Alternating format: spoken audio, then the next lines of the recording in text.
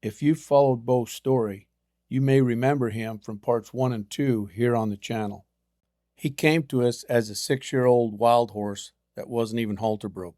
Jordyn was needing a lot of help with a difficult horse, and at the time I only had 5 days to give him. We did as much as we could in those 5 days and got a start on Bo. That's not something I recommended trying to accomplish in 5 days, but that was the time we had. Jordyn took him home and only got a couple more rides on him before going away to work. Bo then sat for a couple of years. When Jordyn finally got back on him, the ride was disastrous. So 3 years later, Bo is back. We're going right back to the beginning. We're going to start with catching and working through every step to find where the resistance is. As we move through the resistance, when genuine acceptance shows up, we're going to reward it. That's what helps keep the resistance away long term. We're not going to assume that bucking is the root of the problem. We're going to let Bo show us where the problem actually starts. If you rewind it a bit, you'll see his left ear cocked out to the side. That's what we're waiting for here. So he didn't have much resistance at catching, so we moved right on to roping his belly. Once you get it snugged up there in a good place, then you can take your halter off. I just toss it in the middle. And just kind of keep it tight and keep your coils organized in your left hand so you're pulling with your right hand. Oh, I get you. Okay. Yeah. And you can feed him out or coil him up and shorten up if you need to. Then you try to find center when you tug on him, because that's the easiest way to keep it tight if you're in the center. And just start him on a bit of a short line and then move him out. You just want me to send him, you said? Yeah, send him forward so he stays on the rail. Now try to keep a hold of it. Now send him. Keep your legs going behind him. You got to keep your legs going behind him every step. You're stepping in front of him. There you go.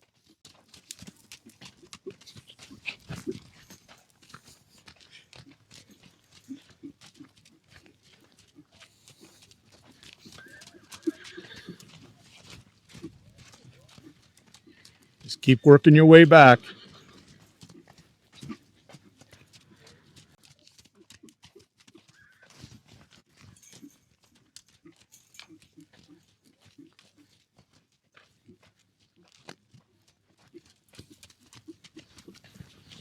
Woohoo!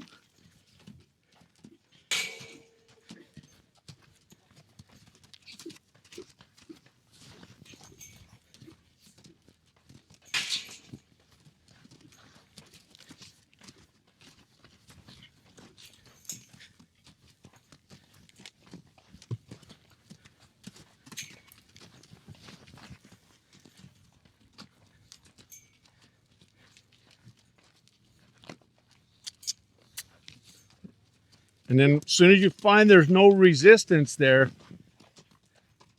then let him stop. But you got to be tugging on him, and you can see he's no resistance, and he comes to a slow stop.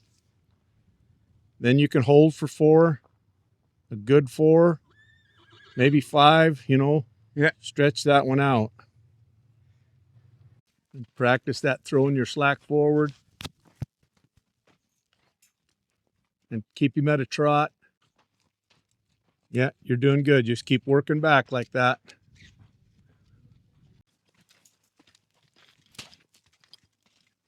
Okay, tug on it. Hold that tug. Hold it till he stops now. Stop your feet and let him stop. Make sure you stay for 5 or 6 seconds. See, give you that acceptance. Keep a hold of him. See what he does. He might even put his head down again.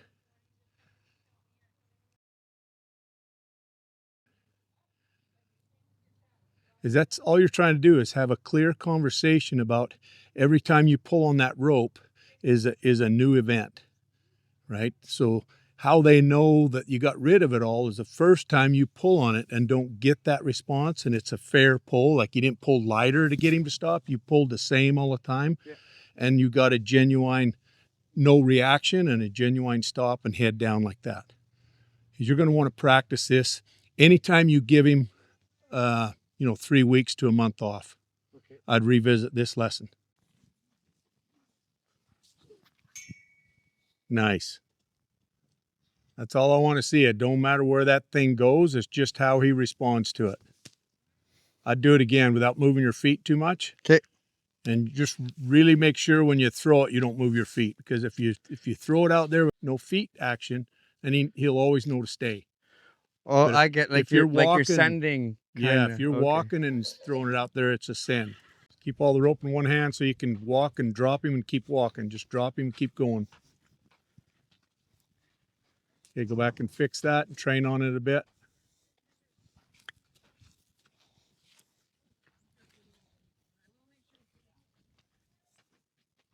I would repeat the same thing. Back him up double this time, and then put all the rope in one hand so you can walk forward and drop him from movement. Because movement's the test, right? Right. You're walking, and the only cue you're giving him, not now, you got to get him leading with you again. Go around the circle, so you got to be leading him, and don't throw the rope down. Just open your hands so the rope hits the ground is the test. Okay. Without you giving him any other cue. That's when the ground tie is really strong. It's just the rope hitting the ground is enough to stop him. So just keep him walking and look ahead. Open your hand and keep going. Keep going. Keep going. Now he knows it's down, so now go back and move him again. Build your taps until he scoots, because scooting him, there you go. So when you scoot him, you're opening up another conversation, right? See how he's throwing his head? Yeah. So you got to go back and repeat that until he accepts being scooted. He accepts being tapped, and he accepts being scooted. See how he's fighting that hard? If you don't get through that, you're not going to be able to get through that on his back, right?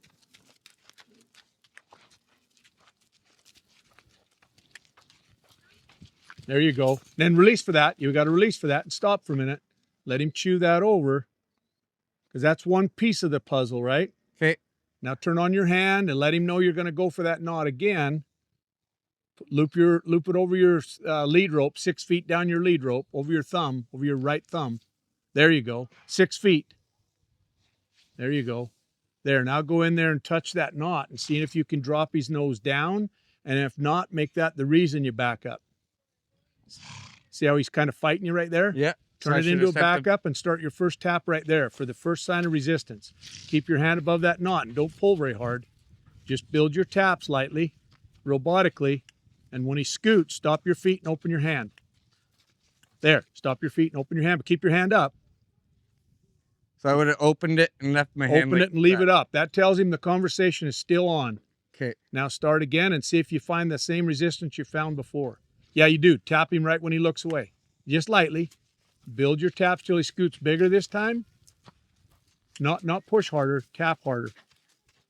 So that was him throwing a fit. What he's fighting is your hard pull. Okay. Right? So when you start getting harder with your pull, he's throwing his head. That's an important lesson. That's an important find. Okay. Because that tells me when you're on his back, you are going to have zero control. Right. He's going to jerk that rein away from you. So if you don't get him in a bit, you're hooped.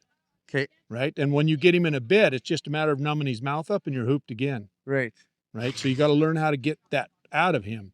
Through the backup is the best lesson to do that with. Okay. But you see how we found it was through the ground tie. Right. Just go at him and see what you can do. Like timing the taps right when you find the resistance makes that easy. And then not going too fast with your pressure, keeping it really slow. And then steering that way. See, he's trying to go the wrong way. There you go. And then building those taps till he scoots. There you go. And hold. Now wait. Let him chew. See, if he chews every time, you definitely found a new topic, right? Okay. Okay, now go again. Nice and slow. Look for the first form. Oh, nice. Now slow down, stop for that. Leave your hand up there, though. See, I had you stop for that because he honored it. Right. See that acceptance he's giving you right there? Yeah. Okay, let's So that's the training through trust right there. There you go. Drop the rope and walk away and leave him ground tied. Okay, now turn around and correct him and do it again. There you go. Same thing. If he's got his head fighting, just keep a soft feel of him. And it's so soft, just think of you having a broken wrist. That's how soft you want to be with your hand. Just he can feel it, And you can feel it, but you can't pull on it. It's going to hurt you. Just he can feel it, and then use your taps to get everything you're getting. You're going to keep the backup going on to motivate him to be soft. I took my hand off and there. leave your hand on. Yeah, that keeps you in the conversation. Now, when you start again, he's going to be super soft. So leave your hand on. Okay. Now start. Loop it over that. You got to loop it. Always keep 6 feet of rope between you and him. Yeah, so loop 6 feet over that line right there. That's where your thumb needs to be, is that 6 foot mark.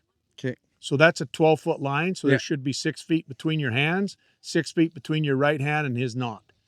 So you should be on the very tip of that rope with your right hand. Okay. Your left hand, I mean. The very tip of it. There, because that's all you're going to tap with is there. And then split the difference with your thumb, just like you got it there is perfect. Okay. Now you got enough to tap with, and you got, you're in the middle with your left hand. Right. Okay, now point it towards the knot. Let him know where you're going for it. And go in there soft. There, see that back up? A little bit of down now, a little bit of down. Now keep him going until he drops his head down. And stop your feet when he drops his nose down.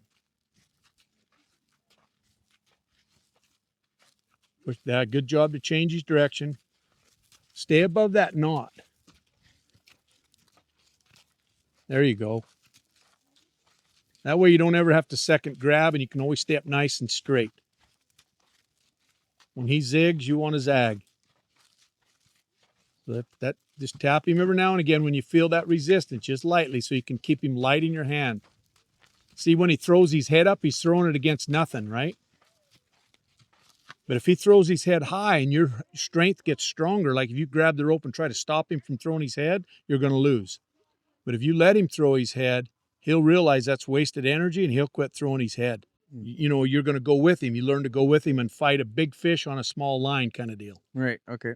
The reason you're backing him up is there. The reason you're speeding up, because you found that resistance.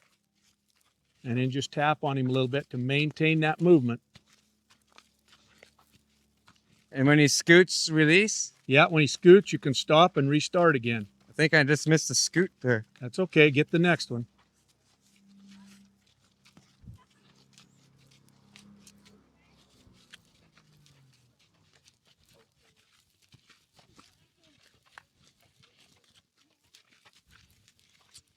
He's fighting you hard. Mm-hmm. So you got to tap him harder to get him off your hand. He's fighting your hand hard. That's what tells you got your hand a little too heavy there. That's okay. That's all data you need to understand in order to learn. Turn it up. Get him next to that fence. There, you got him. And stop right there for a minute.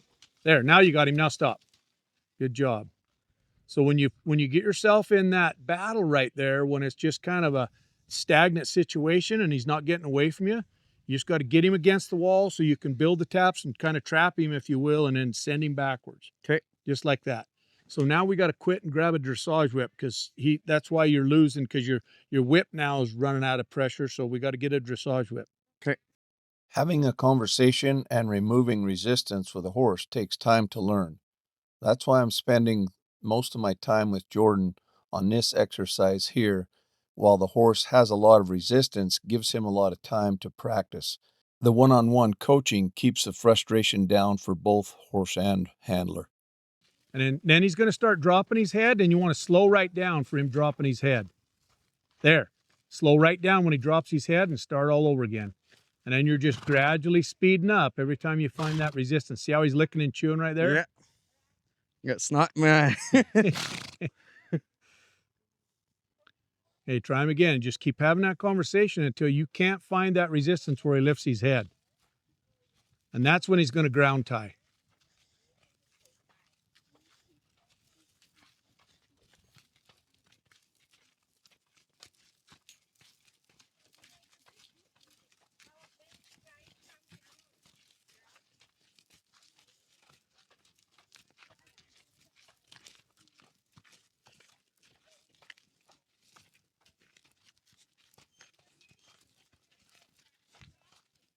He's taking you. Tap on him. Do you feel him taking you around there? Yeah. He's taking you with his shoulder. Now push his shoulder out. Where was that? He's taking his shoulder to your left. He's causing you to go to your left. You got to take his shoulder to your right. Okay. Push his shoulder around to your right. There you go. And take him the other way now. You just got to be aware of what body part he's throwing at you there. Same thing, when he starts dropping his head, you got to start in the basement again. There you go. Good, you're getting that now. There you go. Now stop right there. He's going to chew that over. Good. And then start again real slow. Turn on your prep and start again real slow. And then see that hold. Hold. There, now drop your rope and walk away. There we go. So the whole time we're working on removing that resistance, you keep checking for that acceptance move right there. Okay. Right? How he curled up, and it's not all out of him yet, but day to day you're going to keep removing more of that. Right. But it was enough. It's enough of it out of him to get a ground tie. It's that mundane. It's you got to get you out of that mundane stuff where you're just having conversations he ain't buying into. Right. He can't follow you because we're all over the map. Right. Okay. Right. But it'll teach you what he's thinking at the time, because all he's trying to do is get out of the backup. Right. And he learned that what got him out of the backup right now, he's still running that through his mind, was curling up, keeping his neck level, nose in, off the contact, and hold that melt for 4 seconds. And now you drop the rope and leave him alone for a minute. Okay. So he's like, okay, I know. Because they learn how to get rid of the taps. That's high level. Yep. They learn how to get rid of the pressure on our lead rope. That's the next level down. Then they learn how to get rid of us. And then they learn how to get rid of the maneuver. Okay. Right? Yeah. The maneuver's the big one. That's the one they remember the most, right? That's the quit and the end game. Okay. Yep. This resistance was here 3 years ago. After Bo bucked with Jordyn, watch what happens when Jordyn picks up on the rein to get his face. Bo tries to bolt and get out of control instead of giving softly. That's why we're spending this time on the ground now, getting that softness before we put Jordyn back on him. You want me to grab there or just? Yeah, I would hook my elbow through it. Like I just go through and hook it through my elbow like that. Like you got it there, yeah. Okay. And a little shorter though. Shorter. So I can. So you can grab him and he can't get past you to kick at you, to kick at the pad. You let me know when. Go ahead. I've done lots of this with them. Yeah, that looks good. We'll let him wear it. See how he's got his back humped up? Yeah. Just let him wear it for a minute. You can see it on his face. He's just tight. So just chill for a minute. Just step away from him. We'll let him chill till he thinks about that. Because if you just send him right now, I wouldn't let him go. Right. Because he might just take off. I'd hold him for a minute. Just till he gets over that. See that little hump he's making right there? Mm-hmm. Just so he don't get a release for bucking. If he's going to buck, you got to send him until he quits, and then it'll be your idea that he quits. He quits bucking because it's too much work. Tap him on the front leg. Front leg. Harder. Step to the right. Keep going. This is why the belly rope was so important before we got to the saddle. I wasn't just trying to get the buck out of him. I was creating a thought process. Accept the pressure and then find the release. Now with the saddle, I can build on that same thought process. I can't loosen the cinch every time he makes that right choice, but I can keep him moving while he's bucking and let him quit when he makes the decision not to buck. Good. Now start rolling. Be ready to quit early. 1001. Keep rolling. 1000 and stop right there. Nice. So that's one step. He put his head down and surrendered to you. So now we're gonna quit on that direction and repeat the same thing the other direction. Okay.